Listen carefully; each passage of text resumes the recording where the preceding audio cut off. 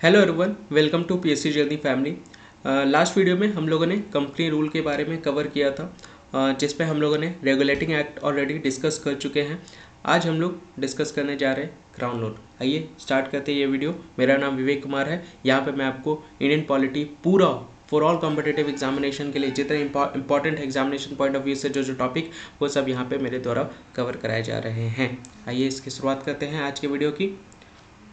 देखिए, ये हमारा पार्ट 1 हम लोग यहाँ पे डिस्कस कर रहे हैं लक्ष्मीकांत का।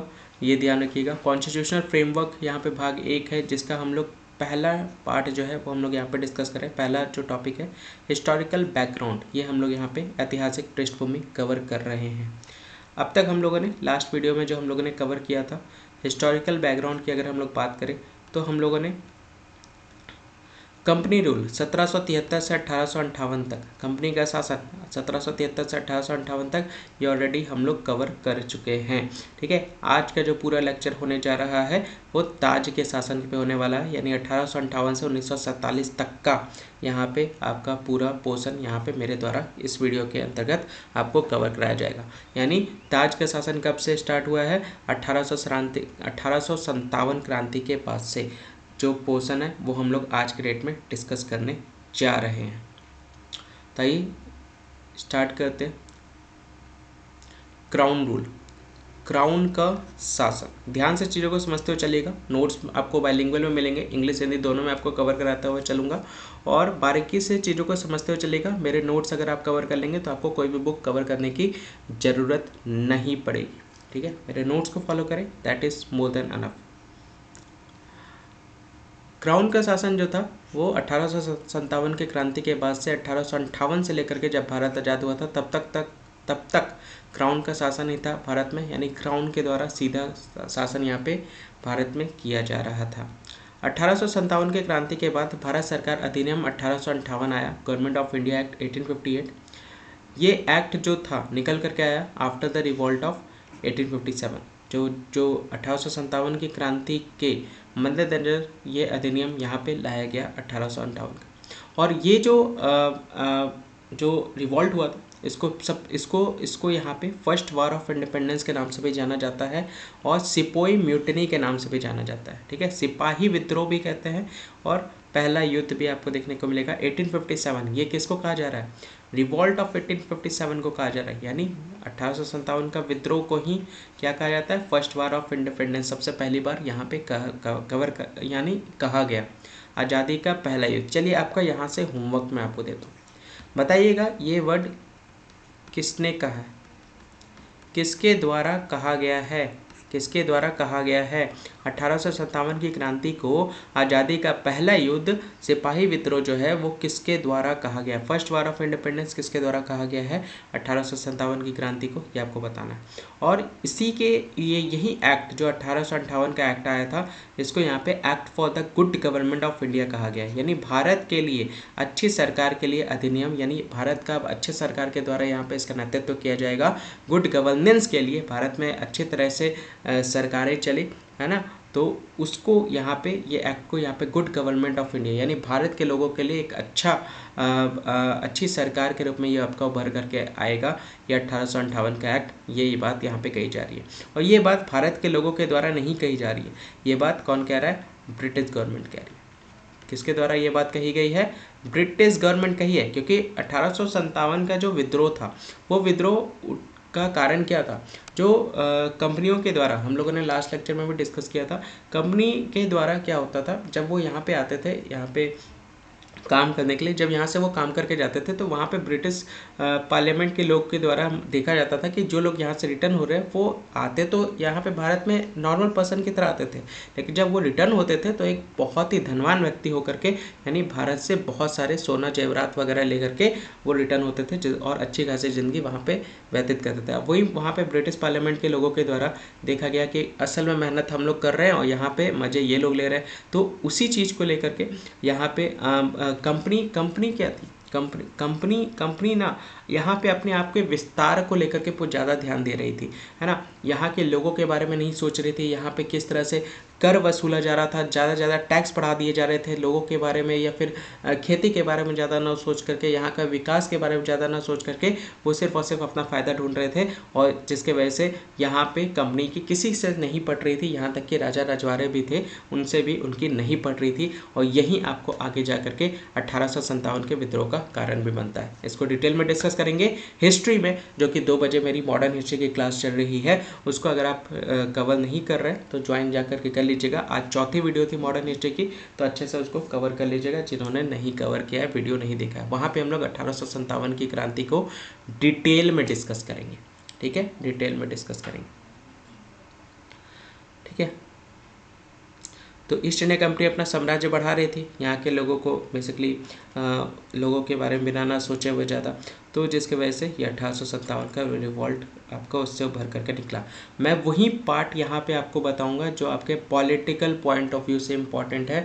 मैं यहाँ हिस्ट्री नहीं पढ़ाने जा रहा, ये बात आप लोग को मैंने कल भी बताया था लास्ट वीडियो में भी, और आज भी बता रहा हूँ, ठीक है। जो पॉलिटिकल पॉइंट ऑफ व्यू, तो आप ये मत सोचिएगा कि सर 1857 की क्रांति के बारे में आपने कुछ बताया ही नहीं, तो ये पॉलिटिकल पॉइंट ऑफ व्यू से जितना ज़रूरी है मैं बस उतना ही पोर्शन को यहाँ पे आपको कवर करा रहा हूँ, ठीक है। अब यहाँ पे क्या था, जितने भी पावर थी सरकार, यहाँ पे जो भी गवर्नमेंट की पावर थी, टेरिटरीज की पावर थी, रेवेन्यूज़ की पावर थी, सरकार, क्षेत्र, राजस्व की सारी शक्तियाँ स्थानांतरित कर दी गई किसके पास, ब्रिटिश क्राउन के पास। यानी जो जो शक्तियाँ अब तक ब्रिटिश ईस्ट इंडिया कंपनी के पास था, वो अब सारी की सारी शक्तियाँ जो थी वो पूरी तरह से ब्रिटिश क्राउन के में ट्रांसफ़र कर दी गई, ब्रिटिश क्राउन को ट्रांसफ़र कर दी गई, और ईस्ट इंडिया कंपनी का यहाँ पे अंत हो गया, ठीक है। इस एक्ट के विशेषताएँ क्या है, act of good government of India act 1858, अभी हम लोग उसी के बारे में बात कर रहे हैं, गवर्नमेंट ऑफ इंडिया एक्ट 1858। इसकी विशेषताएं क्या है, आइए थोड़ा सा इसके बारे में हम लोग जानते हैं। तो सबसे पहला चीज़ तो है, भारत में अब जो भी शासन चल रहा था, वो सब के सब शासन जो चल रहा था वो किसके नाम पे चल रहा था, हर मैजेस्टी के नाम पे चल रहा था, हर मैजेस्टी के नाम पे, यानी ब्रिटिश क्राउन के नाम पे। अब ईस्ट इंडिया कंपनी कहीं कहीं पे कहीं नहीं है, ये ध्यान रखिएगा। अब सारी की सारी पावर किसके पास है, ब्रिटिश क्राउन के पास है। उसी के नाम पे, उन्हीं के नाम पे अब यहाँ पे जो भी शासन चल रहा था, जो भी सरकारें चल रही थी, जो भी नियम बनाए जा रहे थे, वो सब ब्रिटिश क्राउन की तरफ, यानी सीधे से ब्रिटिश क्राउन के द्वारा सारे काम यहाँ पे किए जा रहे थे। अभी तक आप लोगों ने गवर्नर जनरल ऑफ बंगाल हम लोग यहाँ पे पढ़ रहे, यहाँ पे गवर्नर जनरल ऑफ इंडिया यहाँ पे अभी हम लोग कवर कर रहे थे। अब इस पद को यहाँ पे चेंज करके वाइसराय ऑफ इंडिया के नाम पे कर दिया गया। यानी अभी तक भारत के गवर्नर जनरल लोग हुआ करते थे, अब भारत के वाइसराय के रूप में उभर करके अब भारत के वाइसराय आप कहलाएंगे, गवर्नर जनरल ऑफ इंडिया नहीं कहलाएंगे, ये ध्यान रखिएगा। पहले क्या था, गवर्नर जनरल ऑफ बंगाल था, फिर चेंज हुआ गवर्नर जनरल ऑफ इंडिया, और अब ये वाइसराय कहलाएंगे, वाइसराय। चलिए आपका होमवर्क चलिए मुझे बताइएगा, first governor general of Bengal कौन थे, first governor general of India कौन थे, ये आपका होमवर्क, ठीक है। कमेंट सेक्शन में मुझे आंसर कीजिएगा, कमेंट सेक्शन में आंसर करते हुए चलिएगा, देखते हैं सबसे पहले किसका आंसर आता है। और होमवर्क होमवर्क करें। देखिए होमवर्क करने से मुझे जिस्ट मिलता है, और मैं और अपने पोटेंशियल से आप लोग को पढ़ाने का जो इंटरेस्ट है वो मेरा और डेवलप हो जाता है आप लोग के सहायता से। तो थोड़ा सा इस सब चीज़ में, छोटे छोटे एक्टिविटीज़ में आप लोग हिस्सा लें, ज़्यादा से ज़्यादा लोग ज़्यादा इसको शेयर करें, 2 से 3 घंटा में इतना शेयर कर दें इसको कि 100+ लोगों के द्वारा व्यू कर लिया जाए, लाइक्स आ जाए, ताकि सभी लोग इसको कवर कर सकें। जो लोग पॉलिटी को जीरो से कवर करना चाहते हैं, अभी भी एक वीडियो हुआ है, ये दूसरा वीडियो है, अभी भी लेट टीवी है, ज़्यादा से ज़्यादा इन्फॉर्मेशन स्प्रेड करें ताकि बाकी लोग पॉलिटी को जीरो से कवर कर सकें, ठीक है।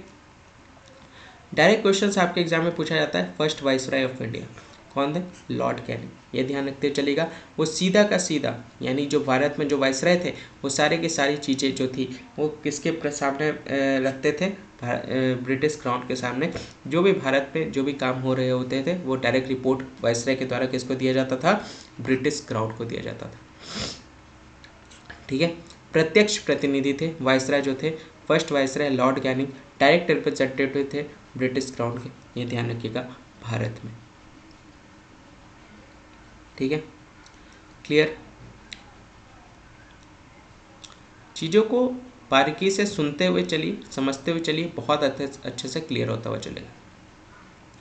देखिए अभी तक जो लास्ट वीडियो में हम लोगों ने कवर किया था लास्ट वीडियो में हम लोगों ने डबल गवर्नमेंट के बारे में हम लोगों ने कवर किया था। अब उसका अंत हो गया, यानी बोर्ड ऑफ कंट्रोल और कोर्ट ऑफ डायरेक्टर जो थे, ठीक है, जो हम लोगों ने लास्ट वीडियो में कवर किया था ना। चलिए मुझे बताइए, देखिए दूसरा होमवर्क, चलिए मुझे बताइए बोर्ड ऑफ कंट्रोल किस एरिया को कवर करते थे और कोर्ट ऑफ डायरेक्टर किस एरिया को कवर करते थे, वो आपको बताना है, ठीक है। एरिया मतलब जैसे पॉलिटिकल, एडमिनिस्ट्रेशन, कमर्शियल अफेयर्स जो थे वो कौन कौन, मतलब वाणिज्यिक और राजनीतिक मामले किसके किसके द्वारा देखे जाते थे, ये आप लोग मुझे, ये भी आपका होमवर्क है, ये भी बताइएगा।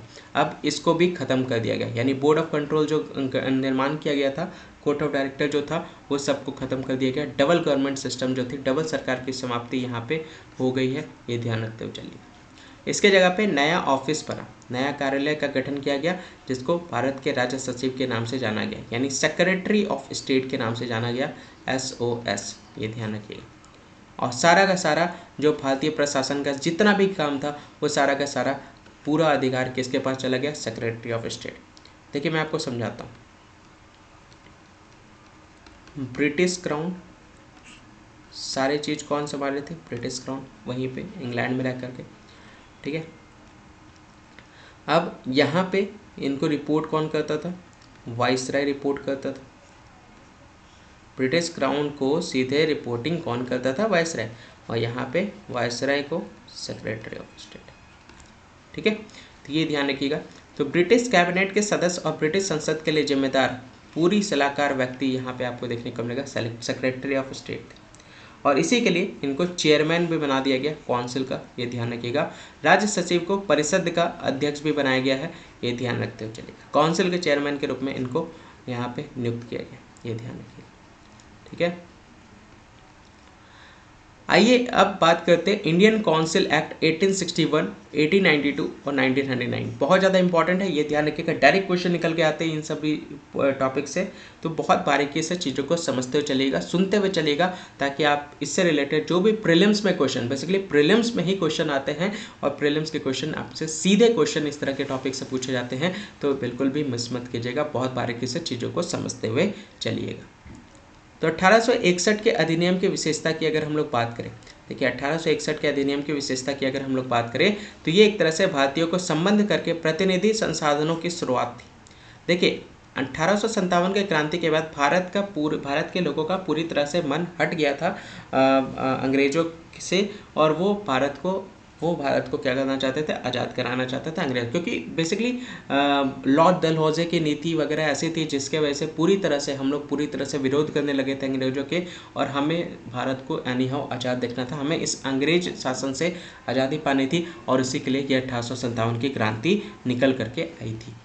अब इस क्रांति को कैसे कम किया जाए, तो वाइसराय के द्वारा क्या किया गया, कुछ भारतीयों को याद रखिएगा अपने एडमिनिस्ट्रेशन में ऐड किया गया, अपने एडमिनिस्ट्रेशन में अपॉइंट किया गया, ताकि भारतीयों को भी लगे कि हाँ उनके लोगों के द्वारा यहाँ पे जो भी कानून बनाए जा रहे हैं तो उसमें उनके भी लोग यहाँ पे शामिल हैं, उनके द्वारा उनके भलाई के लिए सारे कानून वगैरह बनेंगे। तो लेकिन उन जितने भी इंडियंस को यहाँ पे अपॉइंट किया गया, ठीक है, अपने ऑफिस में, वो सारे नॉन ऑफिशियल मेंबर्स के रूप में, याद रखिएगा, गैर आधिकारिक सदस्य, यानी मेन मुद्दों पर डिस्कशन करने के लिए नहीं उनको अपॉइंट किया गया, नॉन ऑफिशियल मेंबर्स के रूप में यहाँ पे उनको गैर आधिकारिक सदस्य के रूप में उनको नामित किया है अपने ऑफिस में, ताकि बाकी लोग को लगे कि हाँ कम से कम ऑफिस वगैरह में हमारे भारत के लोग भी वहाँ पे जाकर के काम करते हैं और हमारे लिए ही, उनके हित के लिए ही वो वहाँ पे सोचेंगे, ठीक है। 1862 में लॉर्ड कैनिंग जो थे 3 इंडियन को यहाँ पे अपॉइंट किए लेजिस्लेटिव काउंसिल में, याद रखिएगा, विधान परिषद में मनोनीत किया उन्होंने 3 लोगों को, 3 भारतीयों को,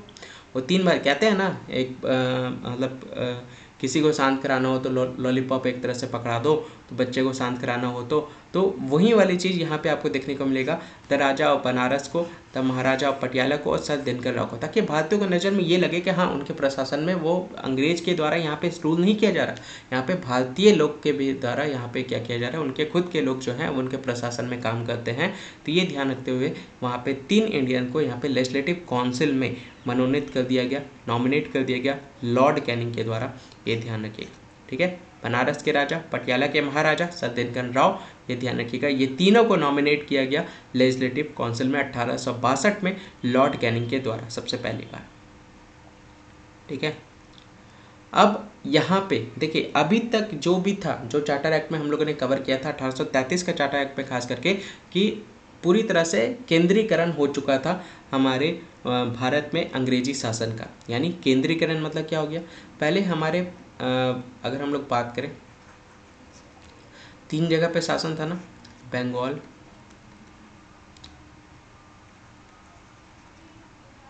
बॉम्बे, मद्रास। ठीक है, याद है हम लोगों ने कवर किया था इसको लास्ट वीडियो में हम लोगों ने कवर किया था। ठीक है, तो बंगाल क्या था, पहले क्या था, पहले यहाँ पे सभी जगह पे गवर्नर होते थे, governor of Bengal, governor of Bombay, governor of Madras.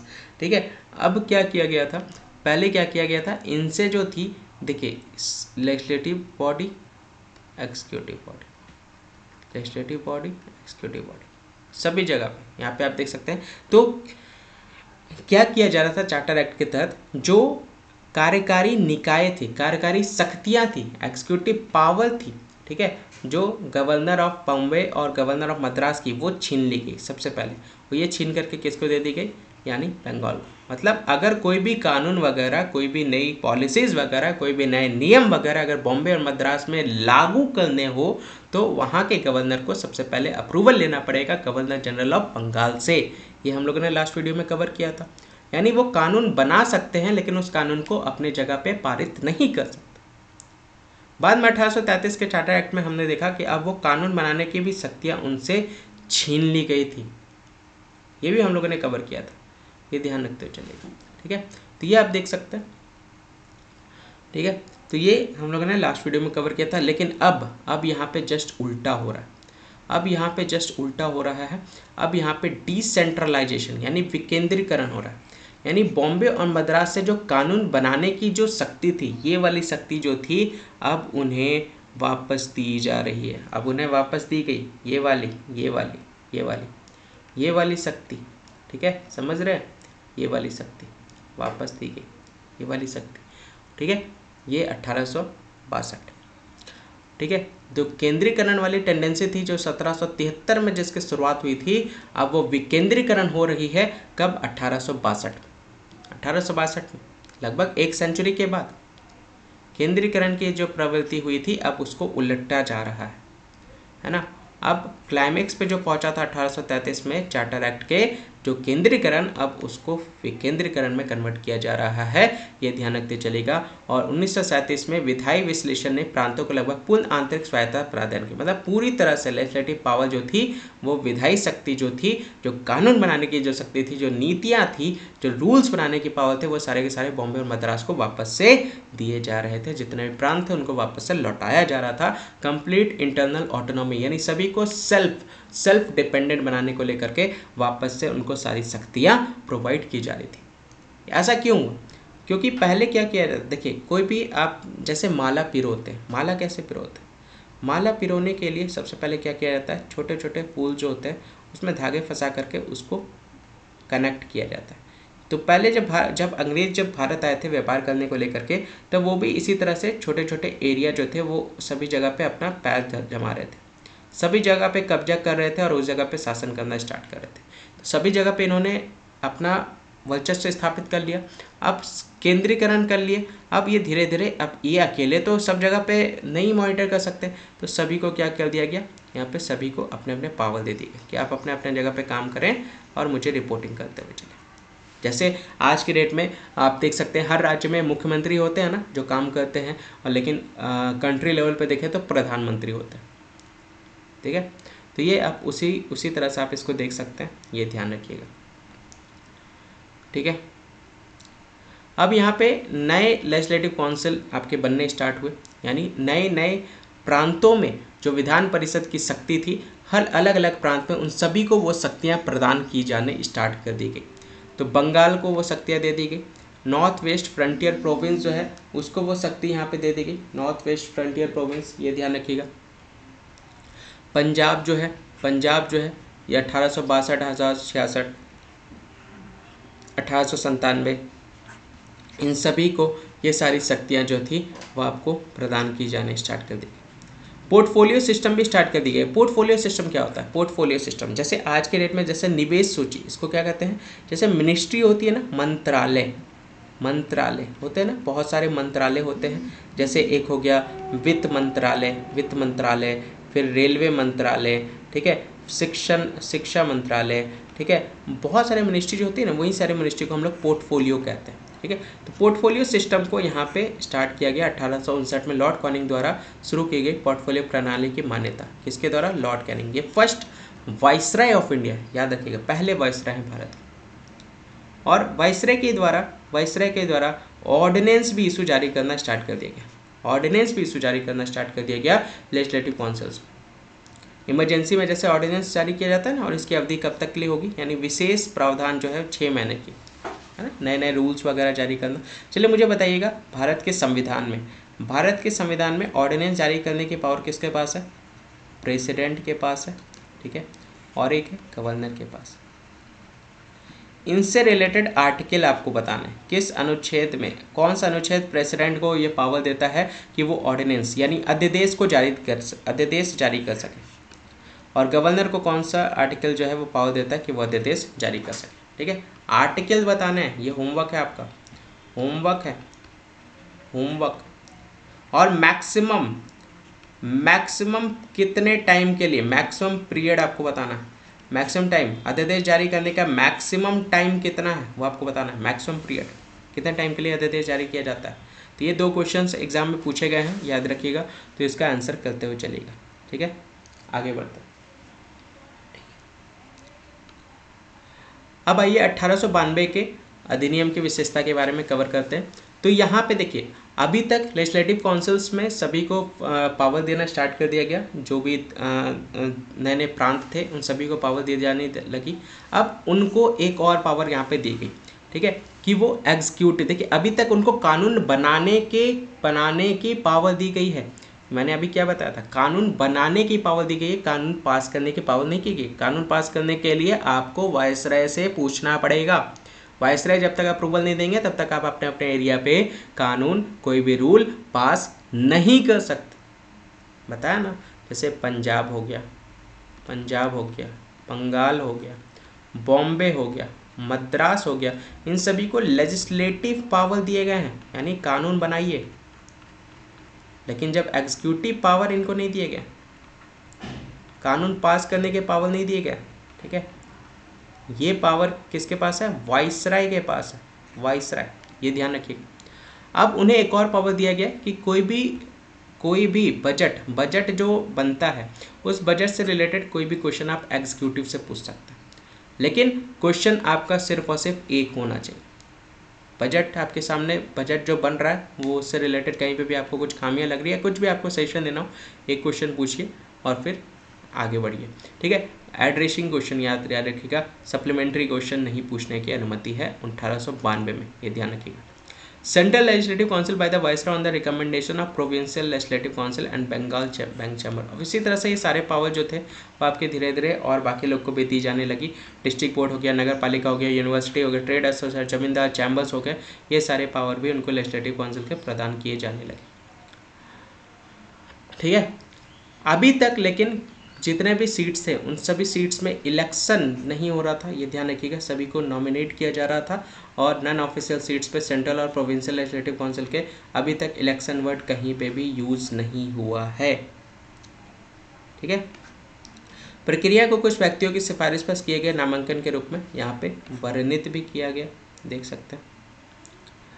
आइए, ये बहुत इंपॉर्टेंट है, 1909 के अधिनियम की विशेषता की अगर हम लोग बात करें तो इस टाइम पे मॉर्ले मिंटो सुधार आया था, मॉर्ले मिंटो रिफॉर्म्स।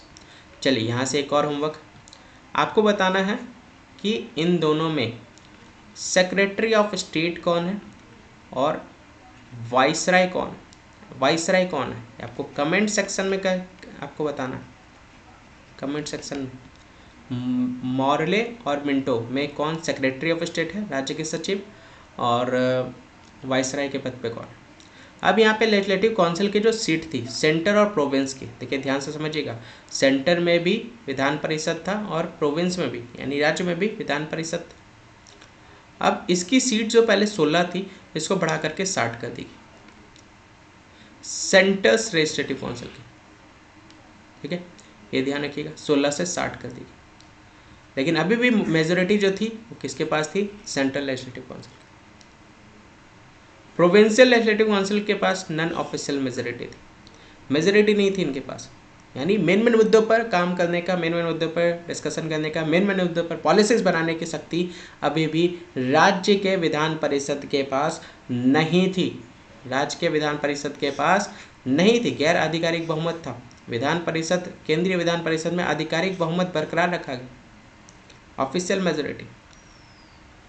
कैसे, देखिए अब यहाँ पे देखिए, मैंने आपको लास्ट जो आपका 1892 का जो एक्ट था, इंडियन काउंसिल एक्ट 1892, वहाँ पे उनको बजट से रिलेटेड क्वेश्चंस पूछे जाने का अनुमति दे दिया गया था लेजिस्लेटिव काउंसिल को, विधान परिषद को, लेकिन वो सिर्फ और सिर्फ एक ही क्वेश्चन पूछ सकते थे, ठीक है, सप्लीमेंट क्वेश्चन नहीं पूछ सकते थे, काउंटर क्वेश्चन नहीं पूछ सकते थे।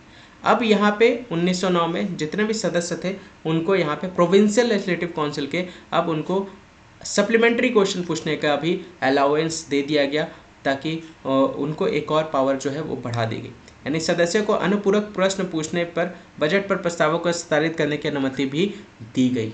ये ध्यान रखिएगा, इंपॉर्टेंट है, याद रखिएगा। सत्येंद्र प्रसाद सिन्हा पहले भारतीय थे जिन्होंने एग्जीक्यूटिव काउंसिल, वाइसराय के एग्जीक्यूटिव काउंसिल में ये ज्वाइन किए थे। वाइसराय के एग्जीक्यूटिव काउंसिल, लेजिस्लेटिव काउंसिल में तो भारत के सदस्य भारतीयों को तो जगह मिली ही थी, लेकिन कानून को पास करने की जो शक्ति थी उसमें भारतीय जो सबसे पहले भारतीय जो ज्वाइन किए थे वाइसराय के ग्रुप में, वो थे सत्येंद्र प्रसाद सिन्हा, पहले इंडियन थे, और इनको किस रूप में नियुक्त किया गया था, इनको कानूनी सदस्य के रूप में यहाँ पे नियुक्त किया गया था। कार्यकारी परिषद में शामिल होने वाले पहले भारतीय बन गए और कानून सदस्य के रूप में इन्होंने नियुक्त किया था। अब क्या हुआ, यहाँ पे हम में से देखिए, अंग्रेज हमारी यूनिटी को बहुत अच्छे से परख चुके थे, उनके लिए भारत में सरवाइव करना बहुत ज़्यादा मुश्किल हो जा रहा था, क्योंकि हमारी एकता बहुत ज़्यादा स्ट्रांग थी। अब उस एकता को तोड़ने के लिए हमारे में से उन्होंने एक दाव चला, और ये दाव चला गया मिंटो जी के द्वारा, मिंटो जी के द्वारा, लॉर्ड मिंटो के द्वारा। उन्होंने हम में से मुस्लिम को सेपरेट इलेक्टोरल सिस्टम यहाँ पे दे दिया। सेपरेट इलेक्टोरल सिस्टम मतलब अलग मतदाता, यानी मुस्लिम सिर्फ मुस्लिम को ही वोट देंगे, मुस्लिम अपने सांप्रदायिक प्रतिनिधित्व का जो अधिकार है वो सिर्फ मुस्लिम को ही सेलेक्ट करेंगे, मुस्लिम को ही चुनेंगे, ठीक है। Muslim member were to be elected only by Muslim voter, यानी मुस्लिम सदस्यों का चुनाव केवल मुस्लिम मतदाताओं द्वारा ही किया जाना है, और कोई नहीं उनको नियुक्त कर सकता, और कोई भी उनको चयन नहीं कर सकता। लॉर्ड मिंटो यहाँ पे आपको देखने को मिलेगा, और इन्हीं के द्वारा ये काम किया गया था। लॉर्ड मिंटो को सांप्रदायिक मतदाताओं के पिता के रूप में, यानी जनक के रूप में भी जाना जाता है, याद रखिएगा, ये भी क्वेश्चन प्रीलिम्स एग्जाम में, डायरेक्ट एग्जाम में पूछा जाता है।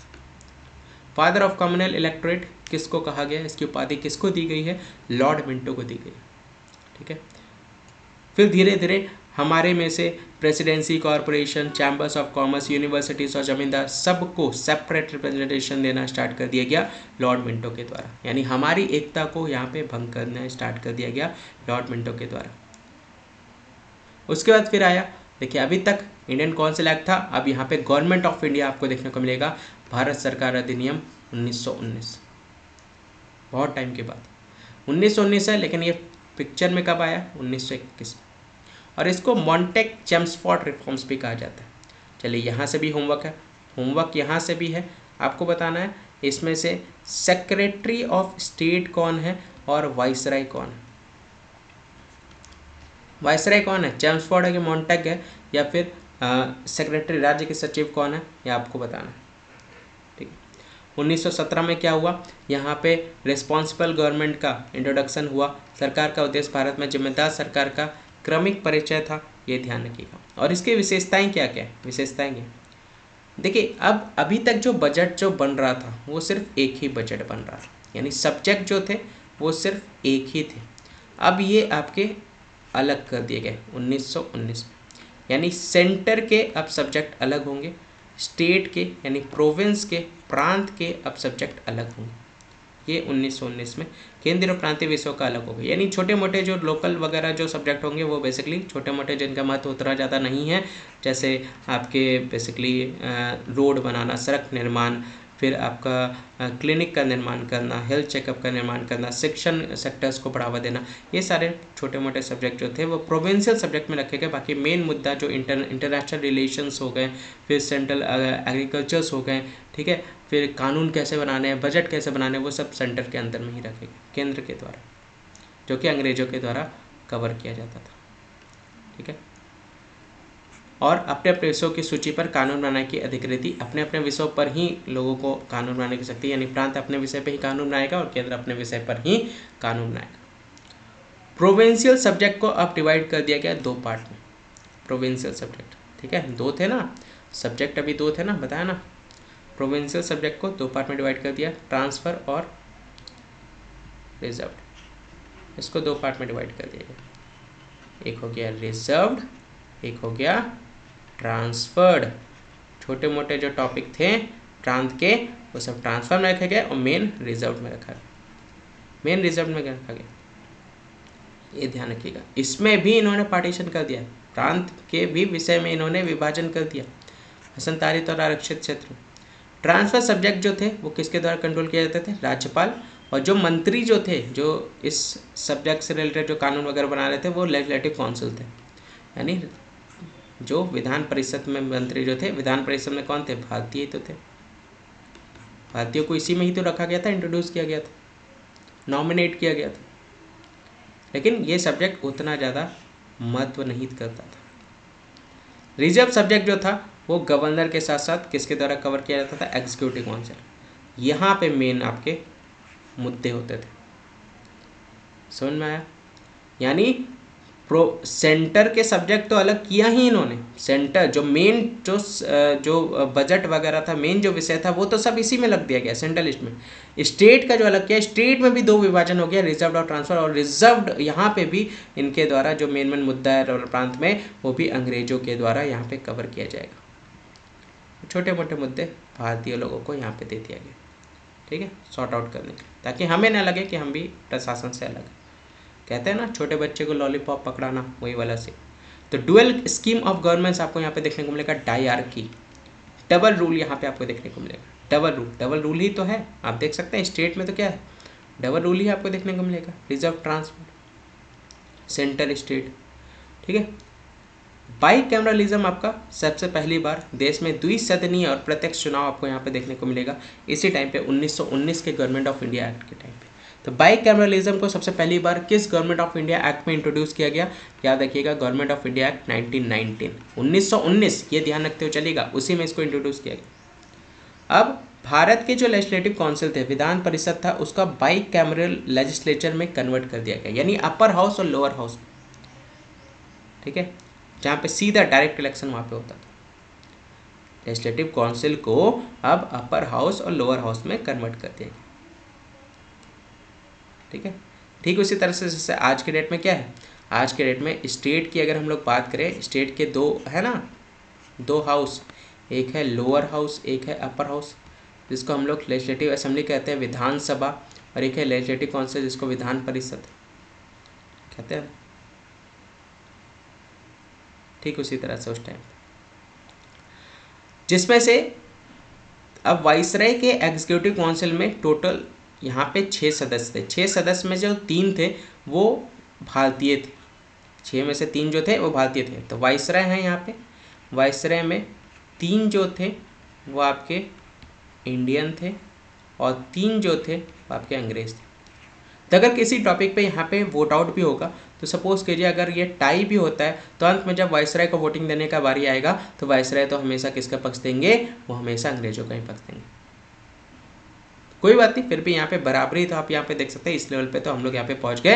एग्जीक्यूटिव काउंसिल में बराबरी हम लोग कर रहे हैं, ये ध्यान रखते चलेगा। भारतीय 6 में से 3 सीट भारतीयों के पास थी। अब इतना में भी उन लोग को चैन नहीं पड़ा, मुस्लिम को भी हम लोगों से अलग करने के बाद।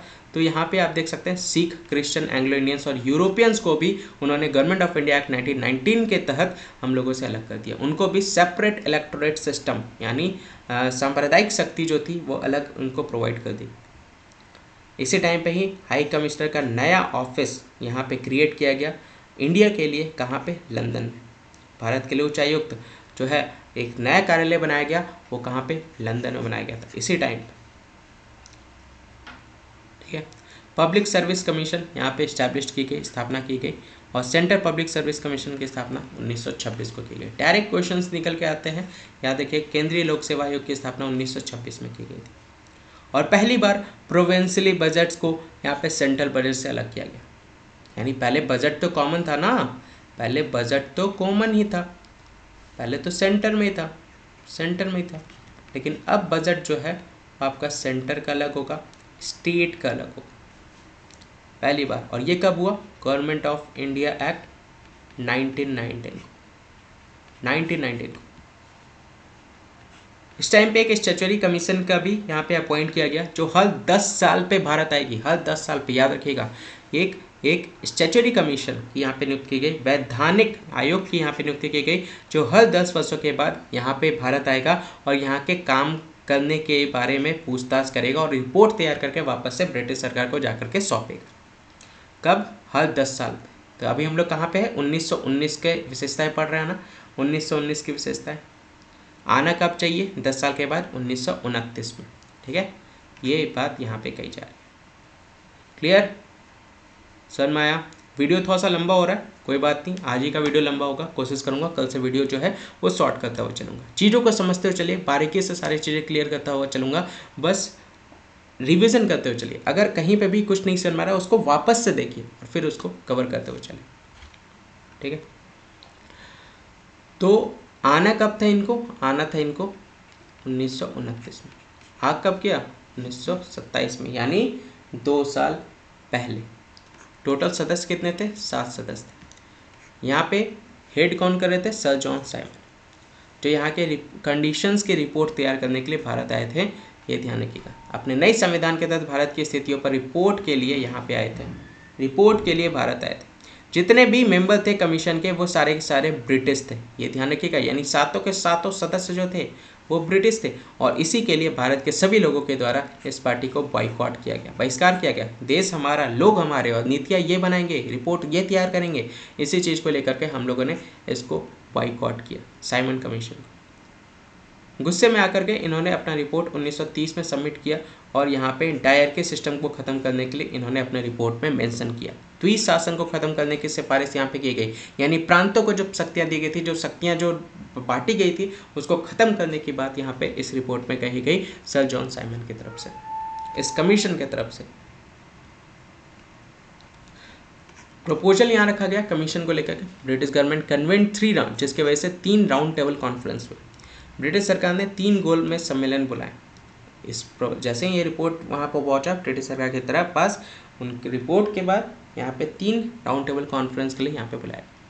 चलिए, यहाँ से एक क्वेश्चन आपके सामने, महात्मा गांधी, ये सारे क्वेश्चंस पूछे गए एग्जाम में, किस राउंड टेबल कॉन्फ्रेंस में गए थे, आपको बताना, गए थे। और यही राउंड टेबल कॉन्फ्रेंस जो था, गोलमेज सम्मेलन का जो परिणाम था, वो गवर्नमेंट ऑफ इंडिया 1935 के रूप में उभर करके आया। भारत 1935 के भारत सरकार अधिनियम। कॉमनवेल्थ अवार्ड यहाँ पे आपको देख सकते हैं, सांप्रदायिक पुरस्कार। उस समय अगस्त 1932 में रामसे मैकडोनल्ड जो थे, वो ब्रिटिश के पीएम थे, उनकी तरफ से मिनॉरिटीज़ को लेकर के एक स्कीम यहाँ पे अनाउंस कर दी गई, जिसको कॉमनवेल्थ अवार्ड के नाम से भी जाना जाता है। रामसे मैकडोनल्ड ने अल्पसंख्यक के प्रतिनिधित्व की एक योजना की घोषणा की, जिसे सांप्रदायिक पुरस्कार के रूप में भी जाना जाता है। अब देखिए, हमसे सारे जो यूनिटी थी भारत की, हिंदू की, अंग्रेज़ों के, ये मुस्लिम के साथ, क्रिश्चियन के साथ, एंग्लो इंडियंस के साथ, जमींदार के साथ, इन सभी को उन्होंने ख़त्म कर दिया। इतने में भी उनको चैन ना मिला, तो हिंदू में जो अल्पसंख्यक थे, जो मिनॉरिटीज़ थे, उसको भी हमसे अलग करने का प्रयास इनके द्वारा किया जा रहा था। रामसे मैकडोनल्ड तो पहले से ही सेपरेट इलेक्टोरेट सिस्टम दे दिया गया था, अलग से निर्वाचन क्षेत्र दे दिए गए थे। किसको? मुस्लिम को, सिख को, इंडियन क्रिश्चियन को, एंग्लो इंडियंस को, यूरोपियंस को। अब ये इसका विस्तार करके डिप्रेस्ड क्लासेस, यानी जो SC ST के जो लोग हैं, अवसादग्रस्त जो वर्ग है, उसको भी हमसे अलग करना चाह रहे थे, उसको भी बांटना चाह रहे थे। गांधी जी ने इसके ऊपर नाराजगी दिखाई और उन्होंने बोला, आपने पहले से ही हम में से सभी यूनिटी को भंग कर रखा है। तो उस समय गांधी जी थे वो यरवदा जेल में थे। कहाँ पे? पूना में, याद रखिएगा। तो गांधी जी ये फूट डालो शासन करो वाली जो नीति थी, डिवाइड एंड रूल की नीति जो थी वो समझ चुके थे। अब उन्होंने गांधी जी ने तुरंत यहाँ पर बेसिकली भीमराव अम्बेडकर जी को बुलाया और उनके साथ एग्रीमेंट साइन किए कांग्रेस के अंतर्गत कि हम जितने भी डिप्रेस्ड क्लासेस के वर्ग हैं उनको आरक्षण हम देंगे, आरक्षण, ताकि उनको अपने से अलग करने से रोका जा सके। और इसी एग्रीमेंट को पूना पैक्ट का नाम दिया गया, इसी एग्रीमेंट को पूना पैक्ट का नाम दिया गया। इसके बारे में थोड़ा सा बताइएगा, पूना पैक्ट को एक्सप्लेन कीजिएगा कमेंट सेक्शन में। ये सारे होमवर्क आपको करने हैं, होमवर्क कीजिए, एक्टिवली परफॉर्म कीजिए, वीडियो को ज़्यादा से ज़्यादा शेयर करें।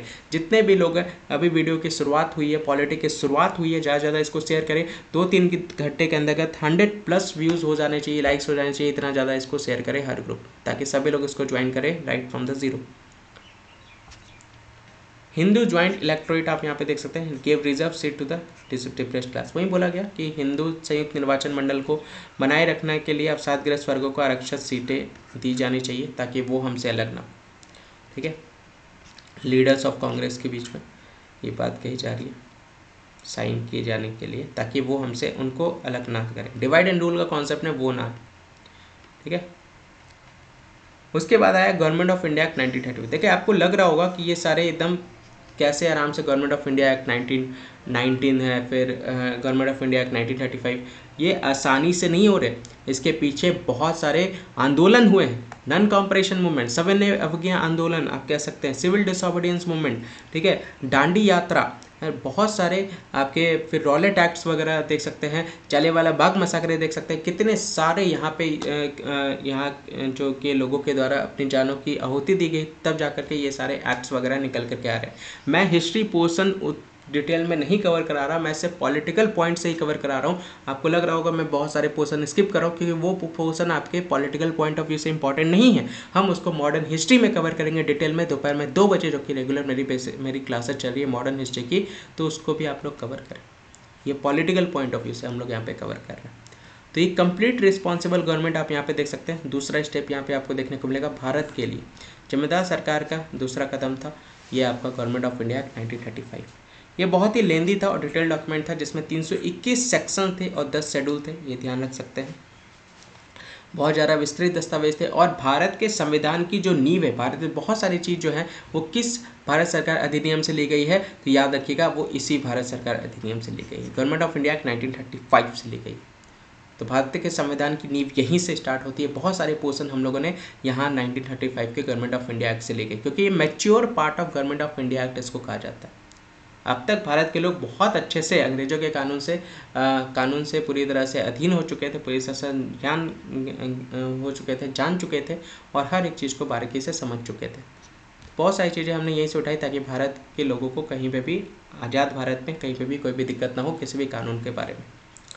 विशेषताएं की अगर हम लोग बात करें तो जितने भी अखिल भारतीय महासंघ ने प्रांतों और रियासतों की इकाइयों के रूप में शामिल हुए, तो all India federation consist of province and princely states को यूनिट में बांटा, एक यूनिट मान ऑल इंडिया फेडरेशन। यहाँ पे आप देख सकते हैं ये ऑल इंडिया फेडरेशन में जितने भी प्रांत और राजा महाराजा वाला जो राज्य था उसको एक यूनिट के रूप में यहाँ पे आइडेंटिफाई किया गया।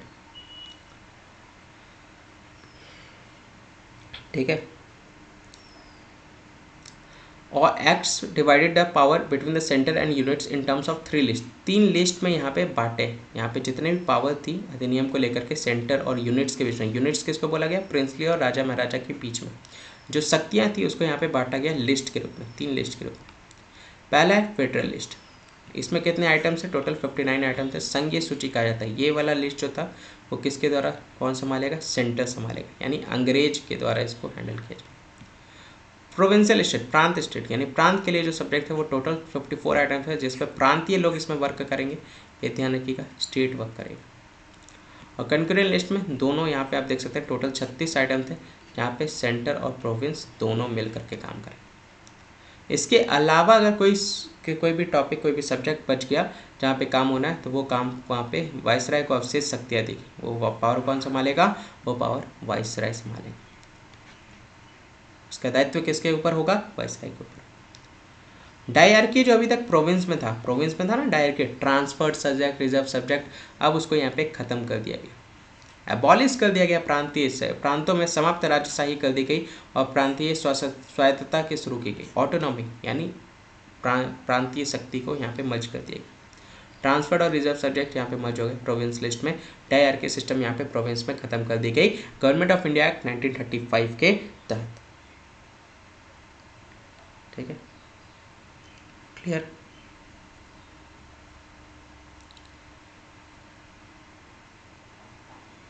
गवर्नर अब यहाँ पे प्रांतीय विधायकों के लिए जिम्मेदार मंत्रियों की सलाह पर कार्य करने के लिए राज्यपाल का अधिग्रहण किया गया। यानी जो भी यहाँ पे आपके प्रोविंशियल लेजिस्लेचर है, प्रोविंशियल लेजिस्लेचर जो आपके मंत्री होते हैं वो जैसा ऐसा गाइड करते हैं, सलाह करते हैं, एडवाइस करते हैं, किसको एडवाइस करेंगे गवर्नर को, और वैसे वैसे गवर्नर के द्वारा वो सारी चीज़ें क्या की जाएगी, पास की जाएगी। 1937 में ये आपका इफेक्ट में आया और इसको बाद में डिसकंटिन्यू कर दिया गया 1939 में। अब यहाँ पे डायरकी जो प्रोविंस में ख़त्म किया गया था अब उसको कहाँ पे लागू किया गया, सेंटर में। सेंटर में देखिए सब्जेक्ट जो था इसको दो पार्ट में बांटा गया, सेंटर स्टेट। पहले स्टेट में था ना, अब यहाँ पे सेंटर में आपके आ गए। एक हो गया ट्रांसफर्ड, एक हो गया रिजर्व। अब सेंटर को डायरकी बनाया गया, यानी ड्यूअल गवर्नमेंट सिस्टम आप देख सकते हैं, द्विशासन को अपनाना केंद्र ने अपनाया। Federal subject way divided into reserve and transfer subjects. आप यहाँ पे देख सकते हैं फेडरल सब्जेक्ट जो है वो reserve and transfer subject. Federal subject ही तो है, सेंटर जो देखेगा, और ये संघीय सूची जो है वो किस में ट्रांसफर हो गई, रिजर्व और ट्रांसफर सब्जेक्ट। ठीक है, रिजर्व और ट्रांसफर सब्जेक्ट में ये आपका पॉइंट हो गया। बाईकैमरलिज्म यानी द्विसदनीयता 11 में से 6 प्रांत में इंट्रोड्यूस कर दी गई। द्विसदनीयता ये ध्यान रखिएगा, यानी legislative assembly, legislative council, Vidhan Parishad, विधानसभा। और स्टार्टिंग में आप देख पा रहे होंगे बंगाल, देख रहे हैं बंगाल में क्या था, पहले आपका बाईकैमरलिज्म था, यानी लेजिस्लेटिव असेंबली भी था, लेजिस्लेटिव काउंसिल भी था। आज के डेट में उसमें वर्क चल रहा है, वापस इंट्रोड्यूस किया जा रहा है आपका बंगाल। बॉम्बे, मद्रास, बिहार, असम, यूनाइटेड प्रोविंस, इसको आज के डेट में उत्तर प्रदेश कहते हैं, इसको बाईकैमरल कर दिया गया था। 2 सदन थे, विधान परिषद, विधानसभा। अभी भी अंग्रेजों के द्वारा यहाँ पे कॉमनर रिप्रेजेंटेशन का बढ़ावा दिया जा रहा था, विस्तारित किया जा रहा था, सेपरेट इलेक्टोरेट सिस्टम यहाँ पे दिया जा रहा था, एससी को यहाँ पे मिल गया और वुमेन और लेबर वर्कर्स को भी यहाँ पे प्रोवाइड कर दिया गया गवर्नमेंट ऑफ इंडिया एक्ट 1935 के तहत। हमसे एससी जो थे हिंदू से वो भी अलग हो गए और वुमेन और लेबर क्लास के जो कैटेगरी थे वो भी अलग कर दिया गया हिंदू से। ठीक है, काउंसिल ऑफ इंडिया को एबॉलिश कर दिया गया। 1858 के भारत सरकार अधिनियम द्वारा स्थापित भारत की परिषद को समाप्त कर दिया गया। इंडियन काउंसिल एक्ट स्टार्ट हुआ था ना 1861, 1892 हम लोगों ने कवर किया था ना इंडियन काउंसिल एक्ट, उसको यहाँ पे क्या कर दिया गया, ख़त्म कर दिया गया। यहाँ पे आप देख सकते हैं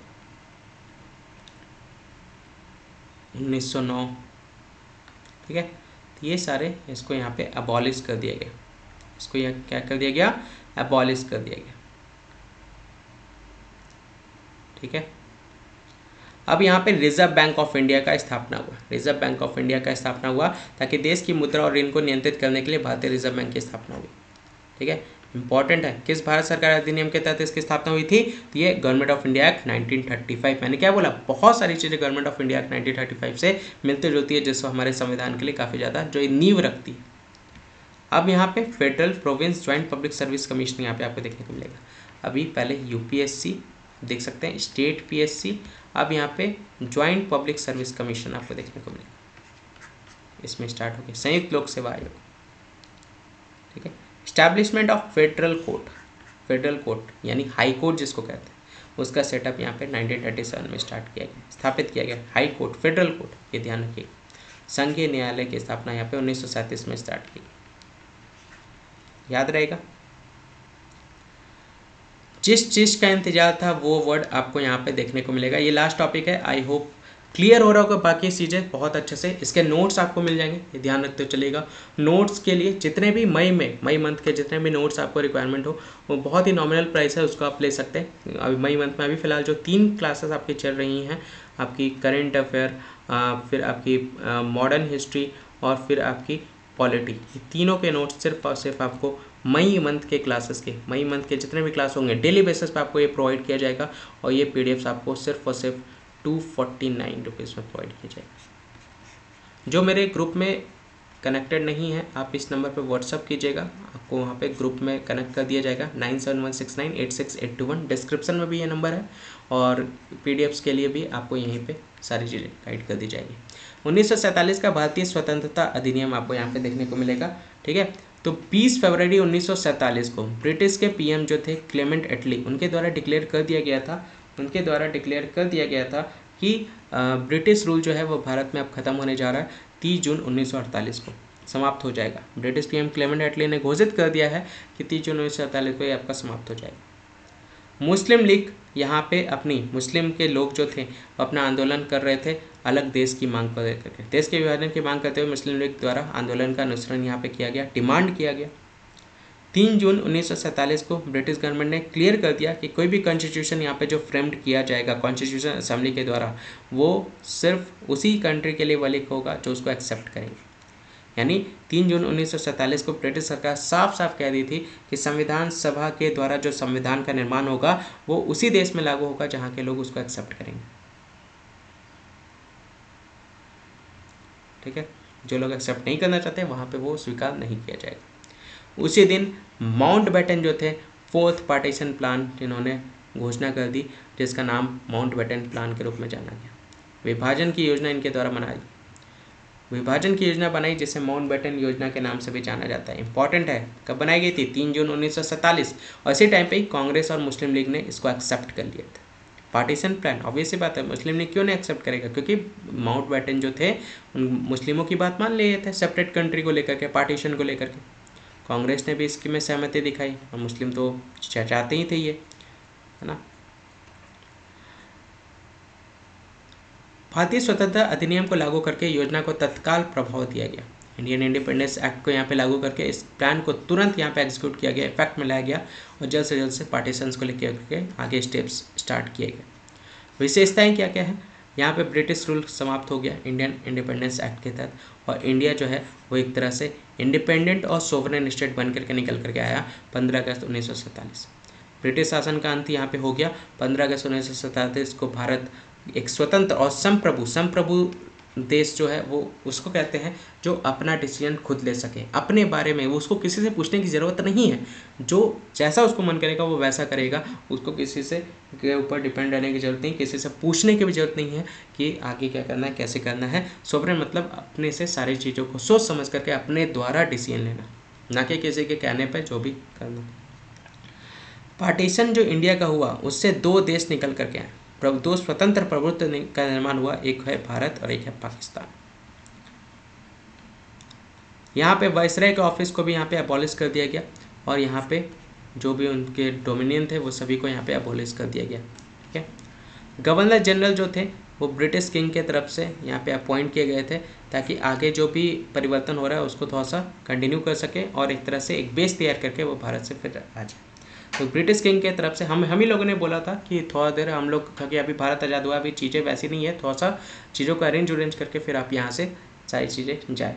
तो ब्रिटिश किंग के द्वारा गवर्नर जनरल को अपॉइंट किया गया था डोमिनियन इफेक्ट, क्योंकि भारत के द्वारा ये बात कही गई थी, ठीक है, क्योंकि भारत एक इंडिपेंडेंट कंट्री बन चुका था। तो भारत के कहने पर ही ब्रिटिश सरकार ने, ब्रिटिश के राजा ने गवर्नर जनरल अपॉइंट किया था भारत में। चलिए होमवर्क है आपका, homework first governor general of independent India, ठीक है, ये आपको बताना, ठीक है। दूसरा क्वेश्चन बताइएगा, first Indian governor general of independent India, स्वतंत्र भारत का पहले भारतीय गवर्नर जनरल कौन है? Last governor general of independent India, इसका भी आंसर दीजिएगा, ठीक है।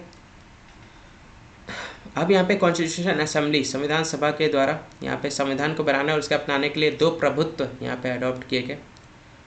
ठीक है, office of the secretary of state यहाँ पे अबॉलिश कर दिया गया और उसके सारे के पावर्स जो थे वो सारे के सारे पावर यहाँ पे फंक्शन जो थे secretary of state for commonwealth affair में ट्रांसफर कर दिए।